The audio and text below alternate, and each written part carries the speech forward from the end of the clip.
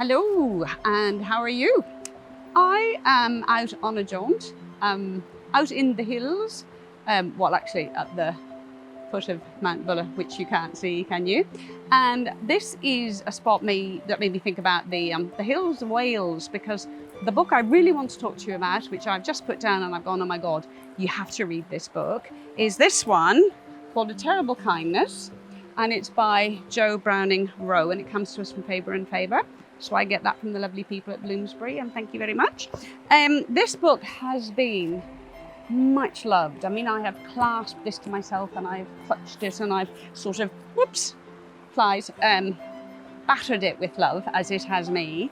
And it's one of those reads that is exceptionally taking you out of your reality, yet at the same time it resonates very powerfully, hi Murphy, with the reality that some of us are living probably on a more dramatic level than others. So we're set back in 1960s. It's set in the UK, and we have a young embalmer called William who has just graduated, and it's at the moment where some of you might remember this, that in 1966 in Aberfan in Wales, a slag or a flank of one of the coal mines just crumbled, fell away, covered up a primary school, and there were, all in that village, 140 people dead. And of course the embalmers and everybody related to, you know, emergency services were called out. And our young William, he's very young, he's in his early 20s.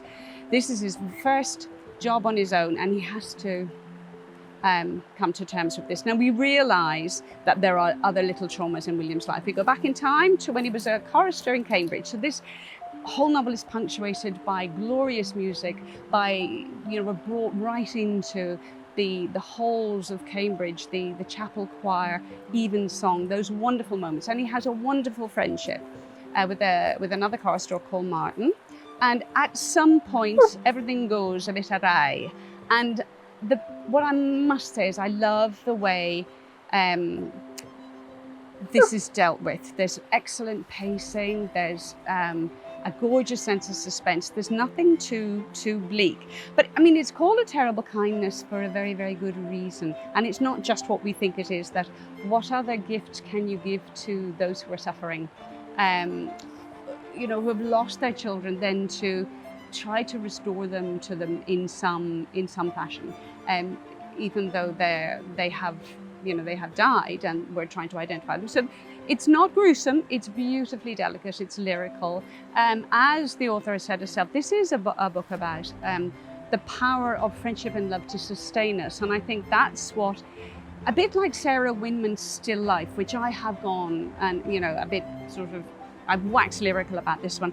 This, perhaps even more so, feeds into our current moment when, excuse us, we're dealing with, in Europe and here in Australia, we are dealing with these community catastrophes and how community comes together to try and survive them. And it's a book which, set in 1966, we're still living today.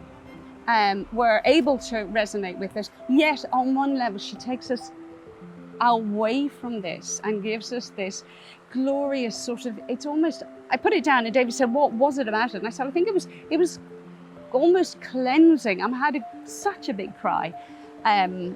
But at the same time, it's redemptive. It's a completely restorative read.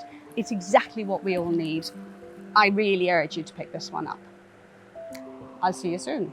Bye-bye.